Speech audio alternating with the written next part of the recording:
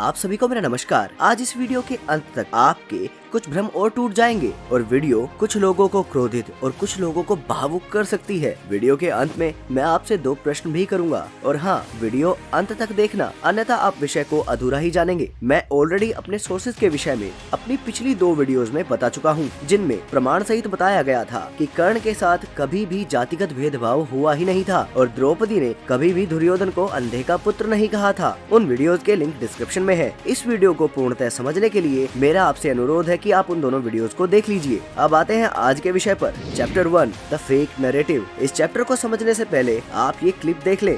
वस्त्र हरण करो इस दासी का।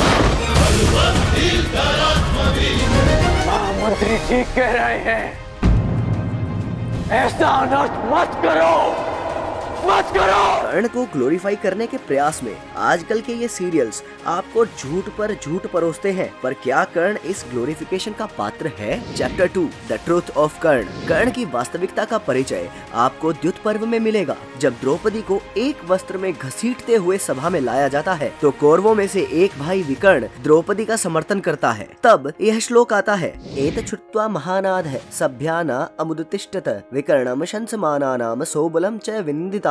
अर्थात विकर्ण के ये वचन सुनकर विकर्ण की प्रशंसा करने वाले और सुबल पुत्र शकुनी की निंदा करने वाले सभासदों का बड़ा भारी शब्द उत्पन्न हुआ। तब कर्ण की प्रतिक्रिया भी आती है, तस्मिन्नु परते शब्दे राधेय क्रोध मूर्छितः प्रग्रह्य रुचिरम बाहुमिदम वचनम ब्रवीत। इस कोलाहल के शांत हो जाने पर राधा पुत्र कर्ण क्रोध से मूर्छित होते हुए विकर्ण के बाहु को पकड़कर यह वचन बोला। कर्ण कहता है, त्वं तु केवल बाल्येन धार्तराष्ट्र विदीर्यसे यह वीची सभा मध्ये बाल स्थविर भाषितम। हे धृतराष्ट्र के पुत्र, तुम अपनी मूर्खता के कारण ही दुखी हो रहे हो, क्योंकि तुम बालक होकर भी सभा के बीच में बूढ़ों की सी बातें करते हो। सीमा तो तब आती है जब कर्ण ये वचन कहता है, मन्यसे वा सभा मेता मानीता मेक वाससम अधर्मेणेति तत्रापि शृणु में वाक्यम उत्तरम। यदि तुम समझते हो कि एक वस्त्र धारण किए हुए इसको सभा में लाना अधर्म हुआ, तो उस विषय में मैं उत्तर देता हूँ, तुम सुनो। एको भर्ता स्त्रिया दैवर विहिता कुरुनंदन है इयम तुनेक वशगा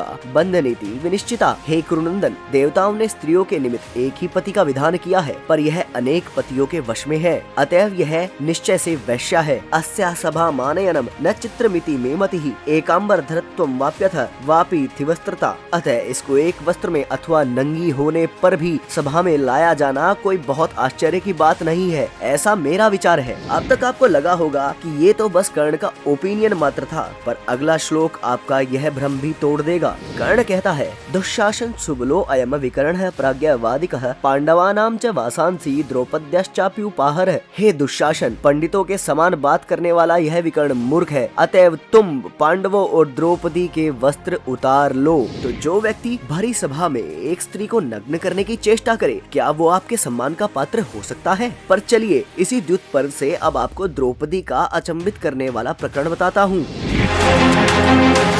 विदुर आदि के समझाने पर धृतराष्ट्र विपरीत लक्षणों के भय से यह कहते हैं, वरम वृणीष्व पांचाली मतो यद्भी कांक्षसी वधुनाम ही विशिष्टा में त्वम धर्म परमासती। धृतराष्ट्र बोले, हे पांचाली, तुम मेरी सब वधुओं में उत्तम हो, तुम धर्म परायण और पतिव्रता हो, इसलिए जो तुम्हारी इच्छा हो हमसे वर मांगो। जिस पर द्रौपदी यह वर मांगती है, ददासी चेद वरम मह्यम वृणोमि भर्तर्षभ सर्वधर्मानुग श्रीमान दासो अस्तु युधिष्ठिरः। द्रौपदी बोली, हे भर्तर्षभ, यदि आप मुझको वर देना चाहते हो तो मैं मांगती हूँ, दीजिए। सब धर्मों का पालन करने वाले श्रीमान युधिष्ठिर दास भाव से छूट जाएं। धृतराष्ट्र इस पर फिर से बोलते हैं, द्वितीयम ते वरम भद्रे ददानी वर्यस्व माम मनोहि में वीतरती नैकम त्वम वरमर्हसि। धृतराष्ट्र बोले, हे कल्याणी, हे भद्रे, मेरा विचार है कि तुम एक ही वरदान के योग्य नहीं हो, अतएव तुम एक दूसरा वर मांगो, मैं वह तुम्हें दूंगा। तब द्रौपदी दूसरा वर मांगती है, सर्थो सदनुष्को च भीमसेन धनंजयो नकुलम सहदेवम च द्वितीयम वरे वरम। द्रौपदी बोली, हे राजन, भीमसेन, अर्जुन, नकुल और सहदेव, इन चारों को धनुष और रथ समेत मांगती हूँ, यह दूसरा वर मैं मांगती हूँ। इस पर धृतराष्ट्र कहते हैं, तृतीयम वर्यास्मतो नासी द्वाभ्याम सुसत्कृता त्वम ही सर्वसनुषाणाम मे श्रेय श्रेयसी धर्मचारिणी। धृतराष्ट्र बोले, तुम मेरी सब बहुओं में उत्तम और धर्मचारिणी हो, इसीलिए 2 वर देकर भी तुम्हारा सत्कार नहीं हो सकता। अतः अब कोई तीसरा वर मांगो। और आपको अब द्रौपदी की महानता दर्शाने का कार्य द्रौपदी का यह कथन करता है, लोभो धर्मस्य नाशाय भगवन्ना हमुत्सहे अनर्हा